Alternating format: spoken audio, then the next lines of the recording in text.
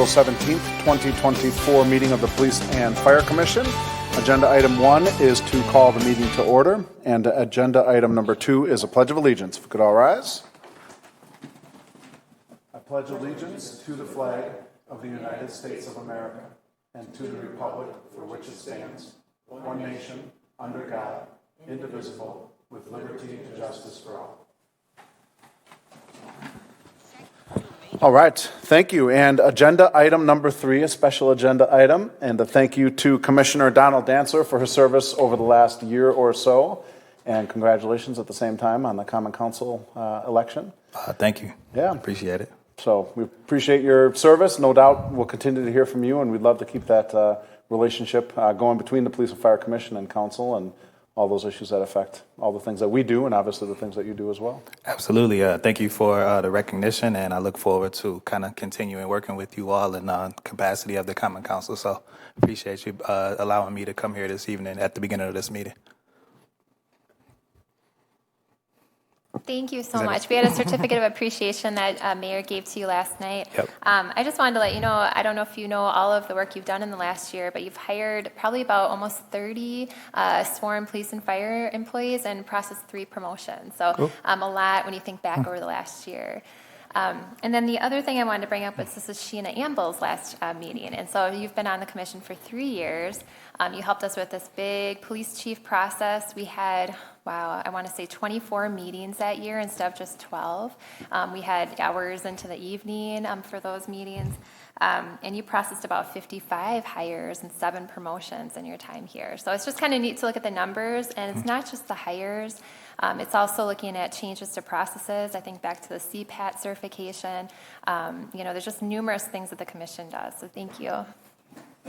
Thank you very much. Yes, it's been an honor serving, and I think being a part of the police chief, that's probably one of my proudest agenda items that we've had, and it was a long process, but I think we're in a good place, and I just want to encourage other people in the community to come and join and come and be a part. I mean, this is where change happens, and we have to just continue being a part of things. So thank you for having me. It went fast. So. Thank you. Sarah, I got to leave now, right? Yeah, Okay. yeah. Thank you so much, Donald. Thank you. Bye. All right. Well, thank you again to Commissioner Dantzler and Commissioner Amble for all your service. Agenda item number 4 is approval of the minutes from our March 20th meeting. The minutes were included in the pre-read packet. Any questions or motions? I'll move approval as presented. Second. Any discussion? All those in favor, raise your hand and say aye.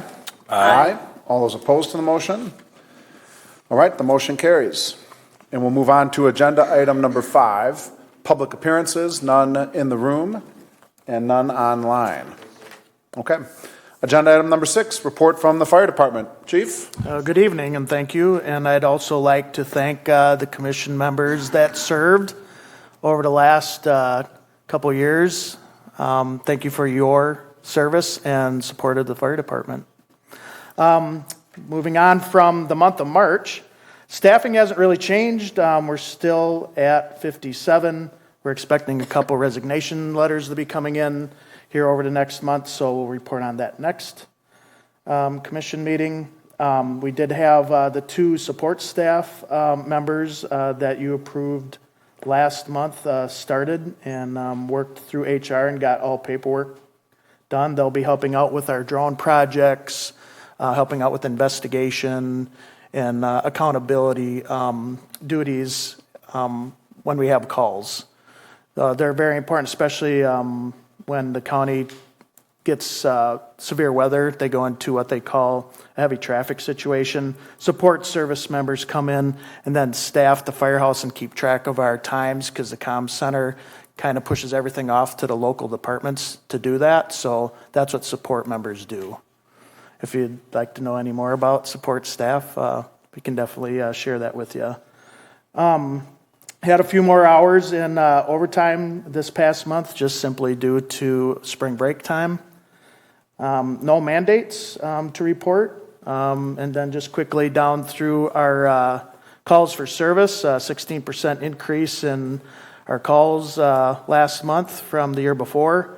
We're usually pretty even on the most common calls as far as EMS assists with 131, still alarms, which are the majority of our fire call type of responses, so false alarms, building alarms, and such water calls at 55.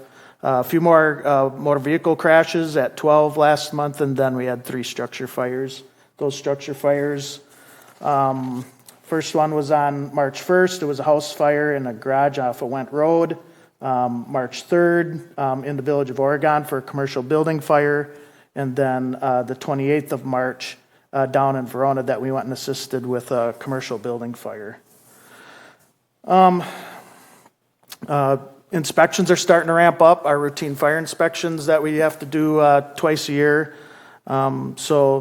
Last month there were 15, but over the next couple months you'll see triple digits as they're out in force now, completing fire inspections. And then one other piece of information that we talked about last month was our average response times. There was a report that response times were over 7 minutes here a couple months ago. We're actually below 6 minutes. We're at 5 minutes, 57 seconds. We looked into it. Couple of reasons for the increase the last couple months was the call volume increase. And then with call volume increase, having multiple calls at the same time. So say, for example, Engine 2 is already out on a call. Engine 3 has to get to the west side of the city. They have to get around that big landmass called the DNR. So they either have to go Lacey Road over to Fish or all the way over to Seminole Highway or up the Post Road and down Fishatchee Road. So that takes a little bit of time either way. But we've been going down to Oak Hill a lot lately for EMS assists, and that's on average an 11-minute response time. So that's what's causing those average response times to increase. But, please do say that we're below 6 minutes right now, so we're seeing an improvement there. Otherwise, I don't have anything else, unless you have any questions. I didn't realize Oak Hill was in Fitchburg. Yes. A lot of people don't realize that. They still have, Oregon address. Their zip code is the Oregon zip code. Even when we go to meetings down at Oak Hill, they'll ask, well, why is Fitchburg here? Well, because you're in the city of Fitchburg. And so a lot of their employees don't even know. They think it's Oregon.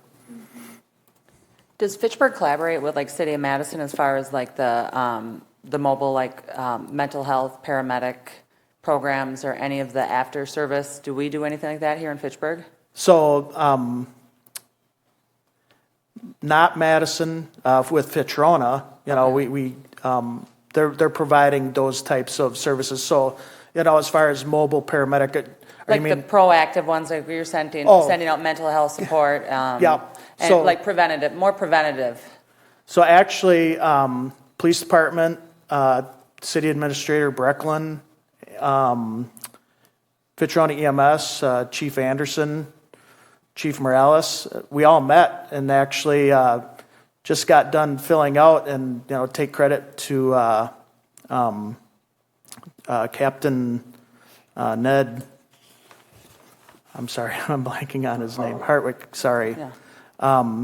Did a lot of work along with Chad Brecklin on getting essentially it's called the CARES program, and there's a grant program that they're expanding out to the neighboring communities. So that paperwork has been completed. Next step is getting it submitted, right? And I know the chief can definitely talk more to it because it's more of a police and EMS component.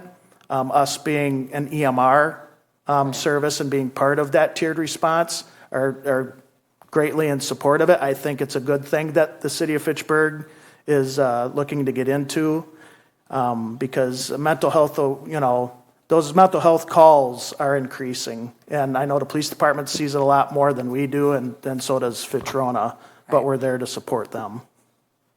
No, that's great. That's good to hear. So that's progress. So Yeah, and I'm sure the chief probably has more on that, so. good. Thank you.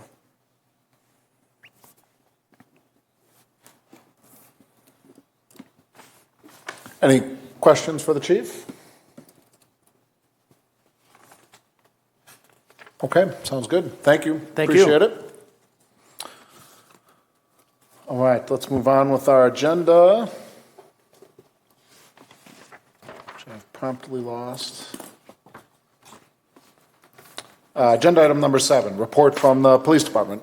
Chief Morales? Also, want to start off by thanking both commissioners. Now Alder Dantzler had left, but thank you for your service. And Commissioner Amble, thank you very much for your service, your dedication on both ends. Service, public service is important at a number of different levels, and can't thank you enough for your time here, being one of the commissioners that brought me on board. And I really appreciate your time, your effort, and your interest in what you've done for the police and fire side. So thank you. As far as staffing report, we changed our document a little bit so it's a little easy to read. The information is more or easier to explain or comprehend on the other end, so there'll be less talking on my end. But we're down 6 vacancies. We're hoping that today we can discuss approval for conditional offers on 3 additional ones. If that works, that'll bring us down to 3 by the end of spring. Field training, we currently have 3, and we have 5 at the Law Enforcement Academy. We do have 3 on restrictive duty currently, and that'll be explained on our overtime document. Although the numbers are starting to, we're starting to get back up to capacity on our staffing, it doesn't mean we're out of the clear. There's a lot of field training that goes on.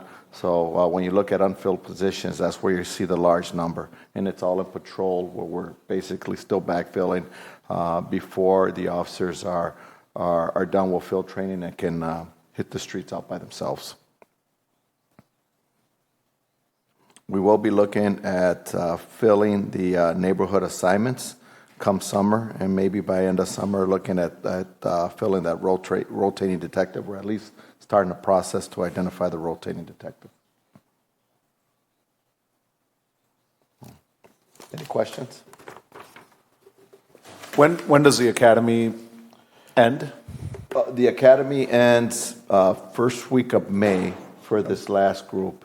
The next academy will start first week of June. Okay. Chief, with the 2 promotions to captain, does that mean the lieutenant positions no longer exist or just unfilled? We have no lieutenant position. We have to create that either through when the referendum comes up or in the budget, which is something that's discussed. That was part of our 5-year plan, is middle management. Fill the commander roles and bring in the shift commanders.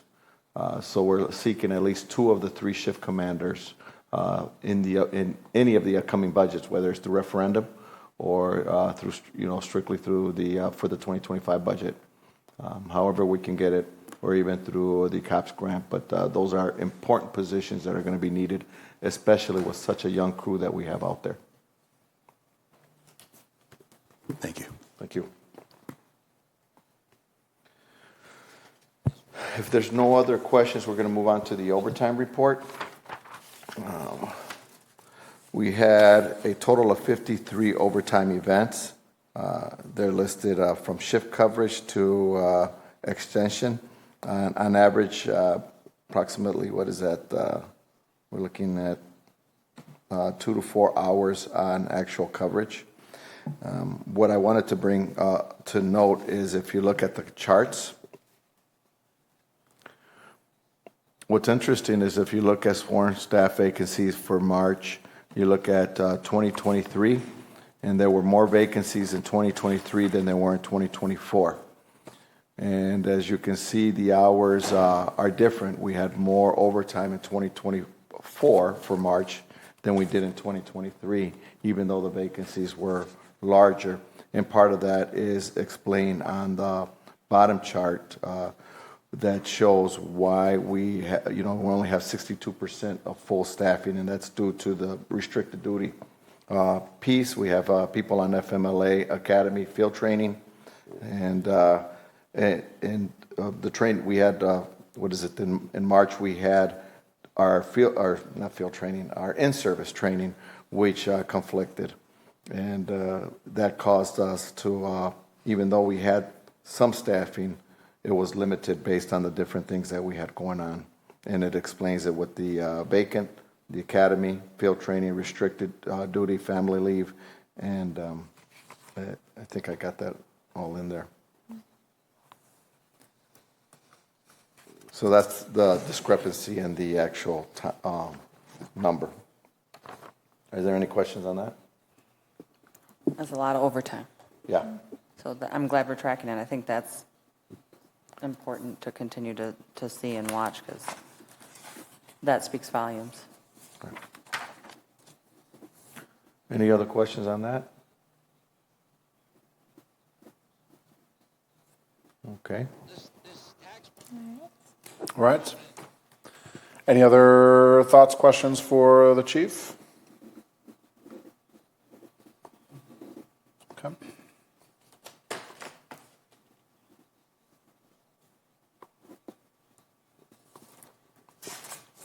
Then we have agenda item 7B, protocol for repeat applicants for police officer. And this is a topic we've discussed before. I was trying to track down when and where. Sarah, maybe would you mind just giving us kind of historical context? Yeah, we had brought this up before. Some of the problems we have is we have repeat applicants for police officer, which isn't always a problem, but sometimes they just interviewed, 2 or 3 months ago, and then they applied again. And so we don't have any type of protocol to say, if you just went through the interview or you failed the background, what's the time period in which you can apply again and go through the process? So, for example, no-call, no-shows. Right now, we invite repeated applicants that no-call, no-show to the interview to the next interview.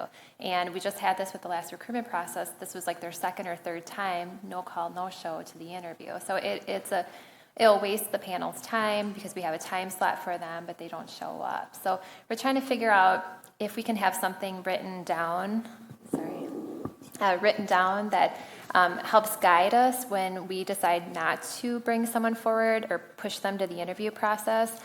So we're looking for some type of protocol from the commission. And so I did draft what was included in the packet, and basically it just talks about, here's the hiring process, here's the different steps, and what would the time period be in which they could apply again or go through that step. So one of the first things, not advancing beyond the first interview. So sometimes people just fail the first interview, and that's okay. We don't want there to be a waiting period. We want you to be able to apply again and go through the first interview. Sometimes they make it to the command staff interview, and they just don't advance past the command staff. Ideally, we would be looking for 12 months from the command staff interview before they can go through the process again. Sometimes they fail the background investigation, so we would be potentially looking at 3 years from the second interview date. And the reason for 3 years is it gives them more time for that background to get cleaned up and maybe turn it around so they could be hired into the police department. And then the other thing is not advancing beyond the psychological, so maybe they fail the psychological, they fail the physical. 12 months from the second interview date would be when they could go through the process again. And then lastly, if there's a no-call, no-show for interview, that we wouldn't let them come back for an interview until it's been a full year from when they no-called, no-showed. So it just gives us a guide so that we know, can we push these repeated applicants forward or not? I'm not going to be here for this decision, but I will give my 2 cents and just a couple just going through that. No call, no show. I would think to separate that into a no call, no show. I think is different than a call and a no show. Mm-hmm. If we can, if something happened, if something came up, but if you separate that into. Yeah, that doesn't count. That so if doesn't somebody count. calls and something came up and they couldn't make the interview, that is fine. They can still apply again, go through the process. It's like they actually are scheduled for an interview and they don't call and they don't show up. I would say that's till the background check and I think those two I see the 3 years for the background check and the no call, no show for 12 months. No call, no show to an interview to me is, I think that buys the same amount of time to get your collective self together and make sure that you're communicating. I would say those two could be equal if we're going to do 3 years for a background check to get things together. Totally just my opinion. Not advance and be on the chief interview. That tells me that they made it to the chief's interview, right? Because they have to get to that point. Yep. I don't know if the 12 months, because it tells me that they're getting there, they're almost there, and whatever comes about, I would kind of reconsider that full 12 months for that one. If there's, and I would love the chief's input Yeah. for that too on that, as far as, right, they've got to the chief's interview.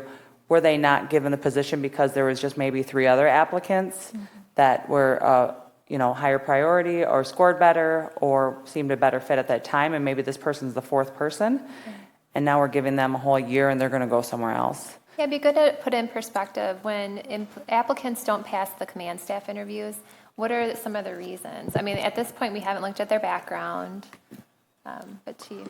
Right, some of the ones, actually, with the large amount of vacancies, it was a list that we would create, and through the backgrounds, they were, they would fill the background, so that's one fill in the background. But there was never anybody, if you didn't make it, there were specific reasons, and I'll talk about a program where we want to even work with some of them that did not make it, and may be there, like create a paid intern program. So it's not like we're saying, you got a lot of promise, but you're not making it there. I've called some people back who didn't make it and encouraged them to express to them, here are some of the reasons why. I'll give you an example. A person who did very well, but there was a language barrier. And the ability to write reports in proper English is important for court. And I kind of suggested to him, you would be a good, he had a college degree in Mexico, but very challenged in English. I said, you might want to go back to school and work on that in your report, in addition to help you write the reports and come back and apply, because we'd love to have you.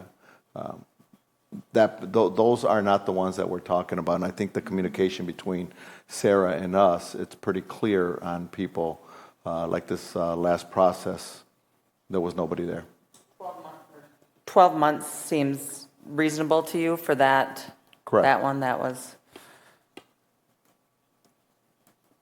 And the no-call, no-show, in speaking with chiefs throughout the state, especially over on the east side, I just think that's very irresponsible. To not call and not show. And, the numbers are short for who should be applying. You think of going back just 5-10 years ago to see the big drop, and then to call, there's plans that are made, there's schedules that are developed, and to no call and no show is pretty irresponsible. And again, that's a showing part or telling part, do we really want to hire this person? Right. It happens probably about 2 to 3 times each interview Process. day that we have, Absolutely. so it's pretty common. And of course, if someone called and there was an emergency and that's why they didn't show up or didn't call us, that would change this, But if we truly never hear from them, so it's really strange. But it does happen about 2 to 3 times. Is 12 months a sufficient time for that? I mean, that would be something that I think back in when there was hundreds of applicants, that would be a don't try again because Correct. You're on the bottom of the list now. So Correct. I mean, 12 months to me doesn't, if you're no calling, no showing, and like you said, very irresponsible and disrespectful, I think that should be considered to be a little longer. So we're not wasting everyone's time again in a year. Because how many times are you seeing that these people are applying and continue, I mean, right, it's like. Oh, yeah, we have a regular repeat. So I don't know if it's an unemployment issue where they Right. have to apply to a certain number of places and work through the process. But yeah, I mean, it's every single recruitment. We have 2 to 3 no call, no shows. And some of them are names that but we have no way right now. I know you might wonder, well, why do we just not invite them to the next interview? But we have to have some kind of process and document that states why we do what we're doing. So if we're skipping over candidates and not moving them to certain stages in the process, we have to have something to point back to. This is something the commission's approved, you're on board with, so that we can do that. HR can't just pick and choose who's Right. moving forward and why. Yeah. Like I said, I won't be here. This is just discussion today, but I would consider making that one longer. Although, could we act on this today, Sarah? Yeah, I think we could. absolutely. Oh, Yeah. And ideally before our next recruitment, our next interview day, which is May 21st. I mean, where did this 12 months from interview date, I know you guys talk and communicate, where did 12 months from interview date come up? I mean, is that, So I got this information from another municipality, and this goes back, I gathered this probably 2 or 3 years ago already, but I think it was City of Appleton. So I did get this sample table from another municipality. So I think it's it's looking at what others are doing too and trying to get a guide. in not place. reinventing the wheel, just trying to, Exactly. yes. Exactly. Because other people are having the same Right. issue. Do you remember why we did not move with this? I think it was the duration, the time periods. I think there was question about, well, is it 12 months enough? Is it 3 years too much? Should it be, there was not agreement on the time periods, if I recall. Okay. Yeah. So I'm curious why you don't have that ability to just say, no, thanks. Well, everything in government is you have to have all your processes written down. You have to treat everybody consistently. So we have to the commission has to approve everything we do with recruitments for all sworn positions. So if HR gets a list of applicants and we're picking and choosing who's moving forward, we have to make sure you're okay with us barring out someone because they just failed a command staff interview 6 months ago. Otherwise, that candidate could be like, well, how did I do on the interviews? They may have done really well in the first panel interviews, would have been invited to command staff, weren't invited to command staff, and then there's questions about, well, why didn't they move forward in the process? We just try to be super transparent with our applicants on where they're at in all stages of the process. So if we have something written that we can push them toward or refer them to, that will help everybody involved. So the applicants know I can't apply again for another 12 months, because I get that question a lot. I just went through the first panel interviews. I didn't pass, but can I apply again? I see you have a continuous recruitment. So, it's not even, I just had someone apply, it hadn't even been a month since his first panel interview, but he was going to try for it again, so. Chief, what are your opinion on these timelines? I mean, these people are coming, getting to you, going through, when you look at this, do you think this is reasonable? Do you think anything? I think for most of them it's reasonable, but the no call, no show is the one that really bothers us. I think that's time consuming for the system. We are, as we state, our resources are finite. We're doing repeated interview and hiring processes. We're going to be going through some upcoming position, quasi-promotion processes. It takes a lot of time to put that, a lot of time on Sarah's side and a lot of time on ours.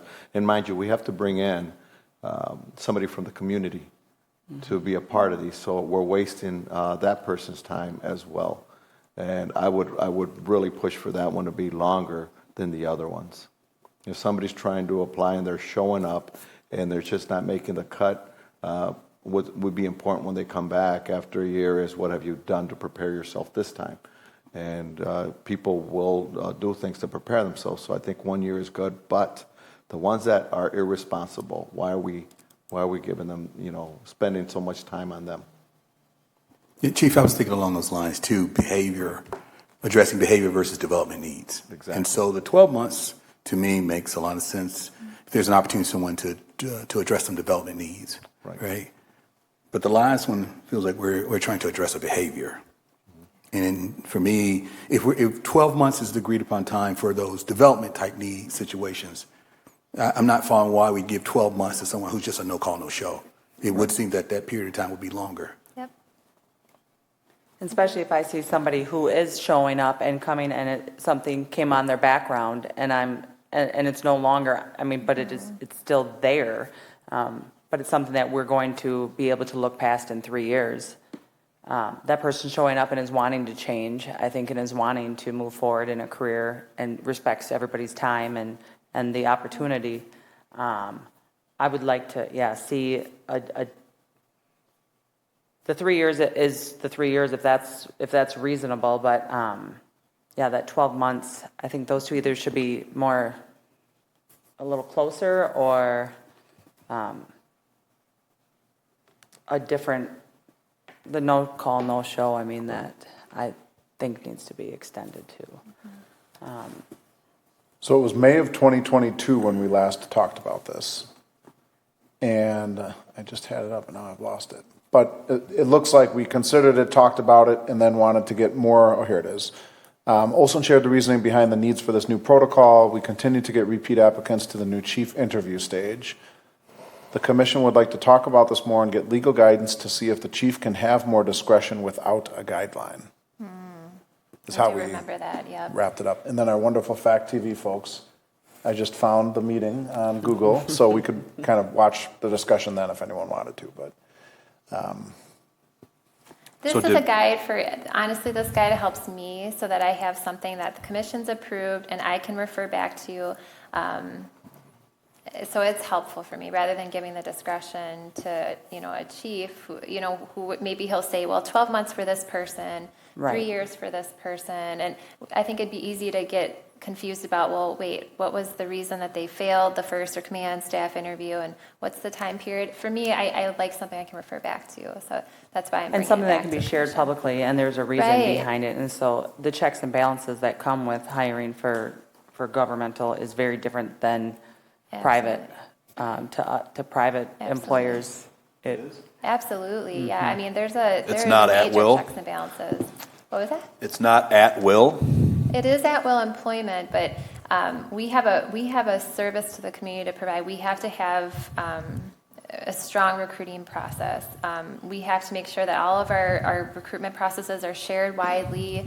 We have balanced panels. We're asking good interview questions. We're doing a good job with our recruiting, and it's just. And I having think that's- something to refer back to is good for the applicants. It's good for internal. It's good for the chief. For And that's common transparency. to all municipalities, I think, too. And it's, again, it's checks and balances and allows HR to offload that and look at that as far as these are the whys. Right. I'm in support of this. I would, if somebody has a timeline, the 3 years. So I think Changing the no-show, no-call to 3 years instead of the 12 months. I like that. And then, Chief, if you're talking about a program that you're willing to still work with these, not the no-call, no-show people, but working with these others as far as continuing their process and seeing what they can do to help develop those skills, I think that's fantastic. Because we are in a place where we don't have all the applicants that we had, and we want to, if somebody has interest in this, we want to continue to encourage and support that. Yeah, it helps us be consistent with everybody. I guess that was the word I was looking for earlier, is that at least by having this protocol, I can be consistent with all of the applicants that we get, making sure that we're not letting people in who just interviewed with the chief 6 months ago, but then for another candidate, we say, oh, well, it's going to be 12 months. It's just something to refer back to, so we're consistent with everybody. So you keep using the word guide. Does that mean you can deviate from this if you choose, or is this? Not a policy, I guess. So it's a guide. It's a guideline for us to use. So it means that we'll follow it. It just means that it's not a formal policy that we're taking and that we're going to be applying across the board. This is just for police officer applicants, because that's where we see the repeat applicants. We don't see, of course, we see a random repeat applicant for another position throughout the city, but because we have a continuous recruitment all the time for police officers, that's where we're seeing a lot of the repeat applicants. And that's a changed process. I don't know. That is a changed process. So that's something that hasn't always been. So that's, and we've seen that too with the commission, right? Usually it's one meeting a month, but now we're having to have multiple meetings. We're having to pull people in more. So it is different. And so adjusting to those differences and adapting, I think that's what this is kind of just a trickle down effect. I guess my point is, So the 3-year background check, if something comes to light after 10 months that would have affected it, and now you're willing to advance past that, do you have to wait, or can you then put that person back in the process? Well, I think it just means that the command staff interview, if we had given a conditional offer and then we ran the background and they failed the background, they wouldn't be able to, we'd send them the, sorry, you didn't pass, keep us in mind for the future, but we would let them know that they can reapply with us in 3 years from that date. I know, but I guess what I'm saying is that a hard and fast rule, or can something come to light 5 months later that would have changed the outcome, and that person's just stuck for 2.5 more years? That's a good question. If you fail the background, there's compelling information there that would require us, we can't hire you. Some of that in time could change. So if it's 6 months, they say, I'm ready, it's still too fresh.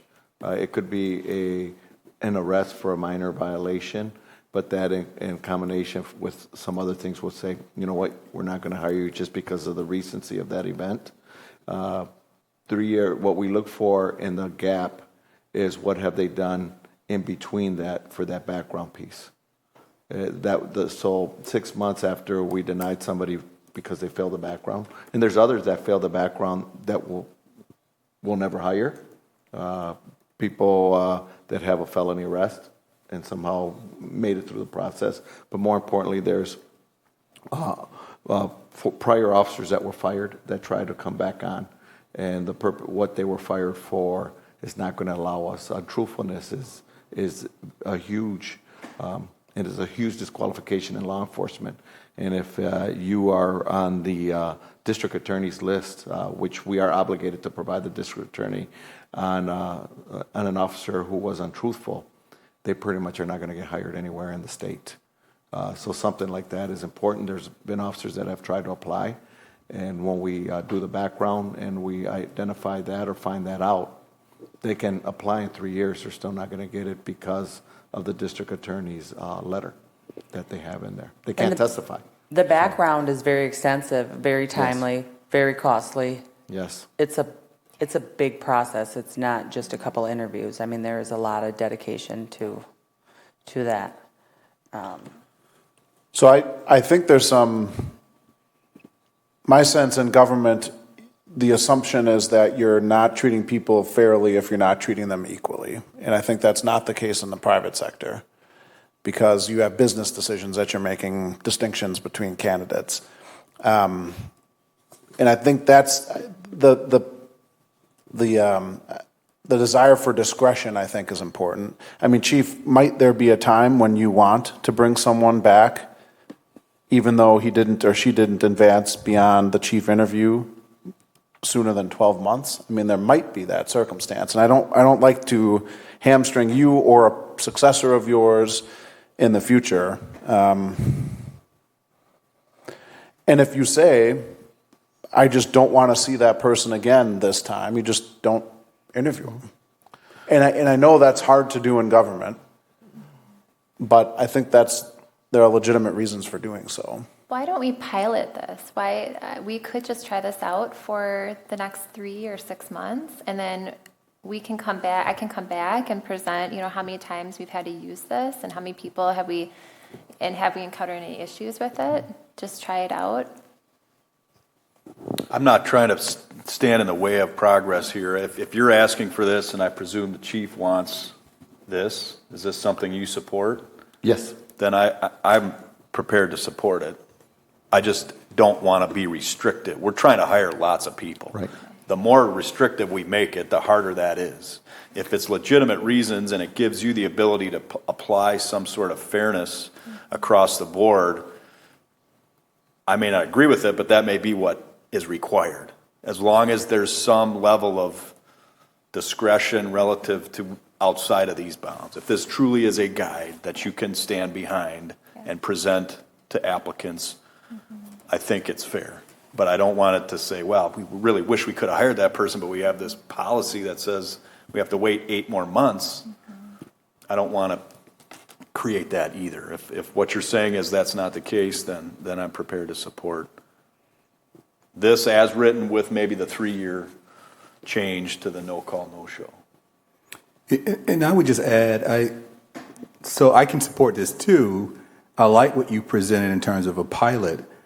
You've also stated that this is more about guiding our work, like a guiding principles type of document, not a policy, which means you don't have to always follow it to the letter, but yet should guide the work. So if we're in agreement of a pilot, you come back and also let us know where you made or if you made those exceptions. Yeah, Because absolutely. I I'd be agree happy too. to. I wouldn't want this to be so constraining that, it starts out as a good thing, a good tool that constrains us to where, it's not reasonable. Absolutely. I could come back in 6 months, or if you think sooner or longer, but I think that'd be good to revisit, and then I can let you know how many times we've actually utilized this.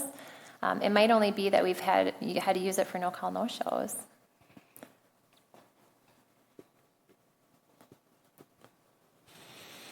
So I'll move that we accept the recommendation as a pilot to install the protocol for repeat applicants for police officer, making one change to the no call, no show time period and changing that to 3 years to align with the not advancing beyond background investigation.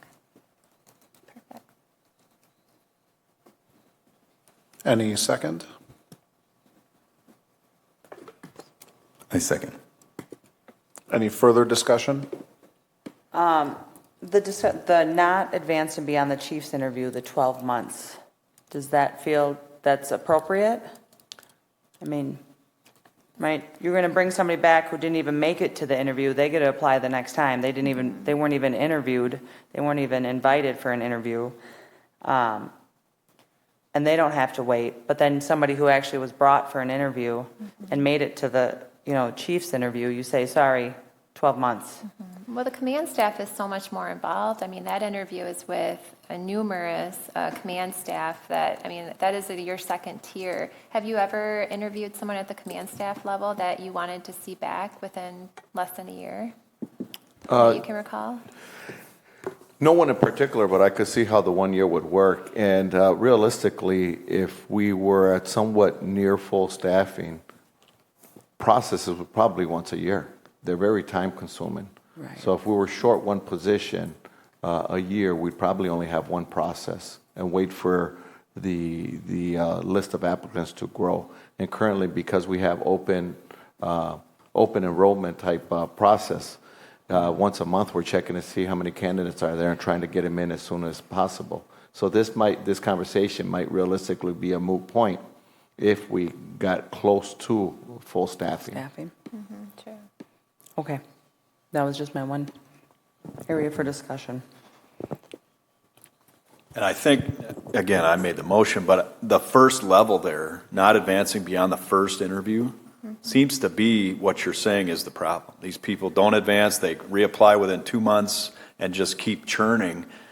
This does nothing to give you any sort of cover to tell them not to come back. But that's not the problem. The problem we are often seeing is the applicants are coming in for first interview and have not done any preparation whatsoever. They're coming in, they're doing, they're out of there within 5 minutes. So we want people to do some mock interviews and practice interviewing and come prepared. So we understand people are nervous at the interview, so that's why we don't have a waiting period for people that don't pass the first interview, is because sometimes people are nervous, they don't perform well. But if they do well and they get to the command staff, that's that next level, and that means that they did well in the first interview. They should hopefully do well in the command staff. So it's a more thorough interview, I guess, at that level. So that's why a year is a good amount of time between seeing the command staff and then coming back again. Whereas the first interview, it might have just been an off day for them. I think we can all agree that all these systems and processes are typically put in place because of incidents, of things that have happened. And so things that are happening, and you support this, and you're the one who are doing hundreds and hundreds of applicants and interviews. And so I think there's volume in that. Since we've talked and have additional questions, I don't recall if the motion included what I guess think of as a time box. So you mentioned a pilot of. Yeah, we could 3 do a to pilot. 6. How about 6 months? I can come back to the commission in 6 months and just let you know how many people have been affected by this new guide for us, and we can just see if that's working for us and see if it's working for the command staff and the chief. Yeah. So a friendly amendment. That's a friendly amendment. Okay. Yeah, I'll 6 accept months. that. 6-month time frame. I'll watch from afar. All right. Any other discussion? All right, then all those in favor of the motion as amended, raise your hand and say aye. Aye. Any opposed? None. Okay. Thank you, Sarah, for keeping attention on these things. And now let's move to agenda item 7C, closed session. I will move pursuant to section 19.851C, Wisconsin statutes, that the commission move into closed session for the purpose of considering employment, promotion, compensation, or performance evaluation of any public employee over which the governmental body has jurisdiction or exercises responsibility, more specifically, to make conditional offers for police officer, remove the probationary status of one police officer, notice the commission of a voluntary demotion of a police sergeant, and to make a hire of an existing eligibility list for police sergeant. Second. Any discussion? All those in favor of entering closed session, raise a hand and say aye. Aye. Any opposed? None. We're in closed session.